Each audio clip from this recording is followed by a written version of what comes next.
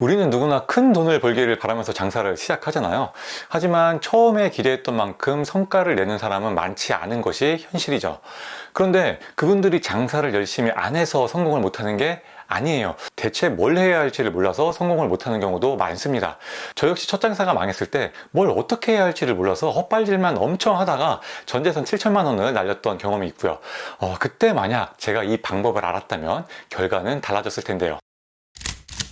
2023년 장사로 돈 버는 방법 핵심은 간단합니다. 요즘 장사 잘 되는 곳들을 따라하면 돼요. 잘 되는 데는 다 잘 되는 이유가 있거든요. 그런데 그걸 너무 어렵게 생각해 가지고 세상에 없는 걸 막 새로 만들려고 하는 분들이 계세요. 그럴 필요가 전혀 없습니다. 우리가 뭐 일론 머스크도 아니고 세상을 바꾸려고 장사를 하는 게 아니잖아요. 이미 잘 되는 것들은 세상에 너무 많으니까요. 굳이 검증된 길을 놔두고 내가 미지의 세계를 개척할 필요가 전혀 없다는 얘기입니다. 그렇다면 2023년에 잘 되는 가게는 어떤 가게이고 무엇을 따라해야 하느냐? 이것에 대한 해답을 안다면 우리도 만족스러운 성과를 낼 수 있겠죠. 지금부터 그 해답을 드리도록 할게요. 2023년에 잘 될 가게는 이미 정리한 컨텐츠가 있습니다. 제가 바로 전에 올린 영상이 2023년 대박날 프랜차이즈 탑5 였거든요. 아직 안 보셨다면 이전 영상 먼저 보고 오시면 더 좋고요. 아니면 이 영상 끝나고 이어서 보셔도 좋을 것 같아요. 대박날 프랜차이즈 탑5는 용년선생, 고반식당, 완미족발, 팔각도, 오봉집 이렇게 5개의 브랜드였는데요. 우리가 개인 매장을 벤치마킹 하는 것도 좋지만요. 이렇게 핫한 프랜차이즈들을 모아놓고 이들이 대체 무슨 짓을 하고 있는지 알아야 돼요. 이렇게 잘 나가는 프랜차이즈들이 공통적으로 하고 있는 것들이 바로 트렌드이고 그 트렌드가 우리가 따라가야 할 대상입니다. 그래서 정리해봤습니다.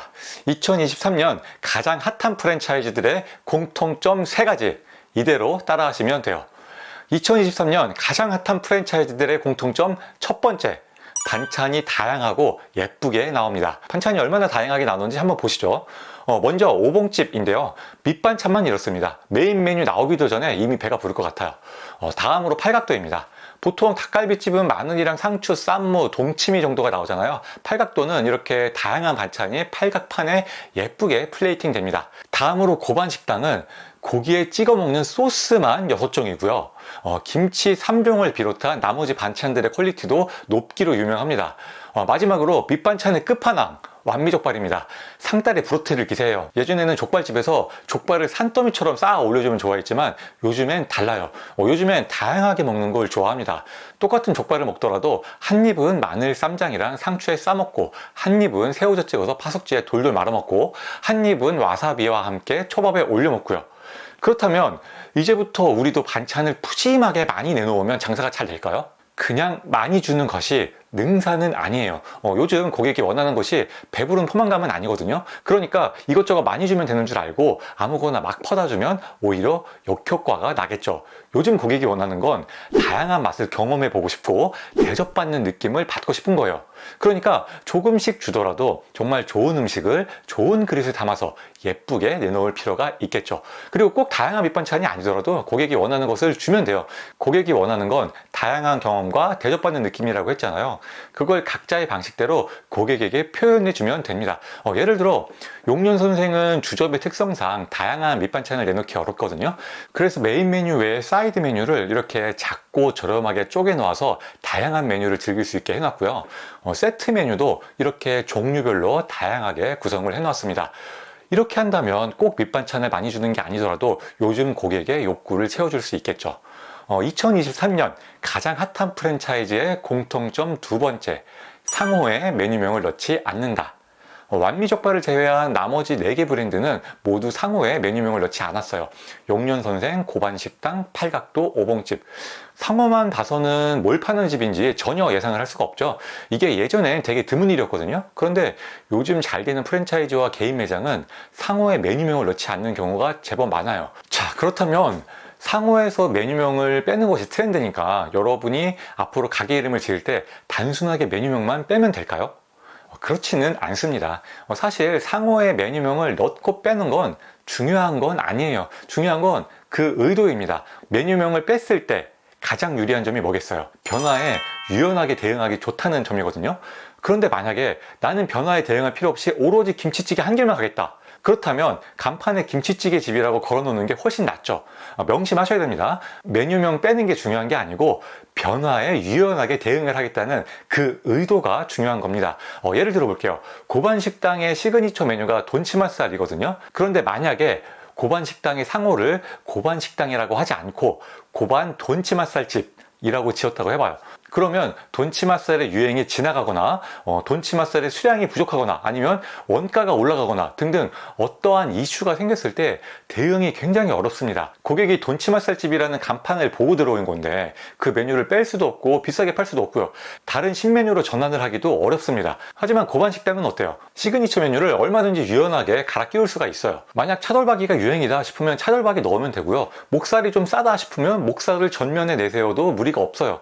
아니면 세트 메뉴 구성을 하잖아요. 거기에서 요즘 목살이 싸면 목살을 좀 많이 주고 대신 돈치맛살이 비싸면 돈치맛살을 좀 적게 주고 이렇게 조절해도 문제될 게 없죠.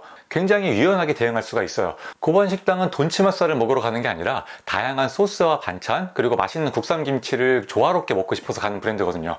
이렇게 상호에서 메뉴명을 빼는 이유는 변화에 유연하게 대응하겠다는 의도가 가장 크고요. 그 다음으로 좋은 게 고객의 시선이 메뉴에서 그 브랜드 자체로 집중된다는 점입니다. 오봉집을 예로 들어볼게요. 오봉집의 시그니처 메뉴는 낙지하고 보쌈인데요. 오봉집의 상호를 만약에 오봉, 낙지, 앤 보쌈 이렇게 지었다고 해봐요. 그러면 고객의 시선이 낙지와 보쌈으로 향하게 되겠죠. 이렇게 되면 전문점의 느낌이 사라지고 뭔가 자신 없어서 메뉴를 이것저것 취급하는 것이 아닐까 의심하게 되잖아요. 그런데 오봉집이라는 상호 덕분에 큰 오봉에 고객의 시선이 집중됩니다. 자리에서 오봉을 먼저 받으면 와, 여기는 이렇게 큰 오봉에 반찬을 정말 다양하게 주는구나 이 생각이 먼저 들면서 낙지와 보쌈에 대한 의존도가 줄어들게 돼요. 요즘에 사실 프랜차이즈 음식 맛이 상향 평준화 됐잖아요. 맛이 좀 비슷하기도 하고 여간하면 다 맛있거든요.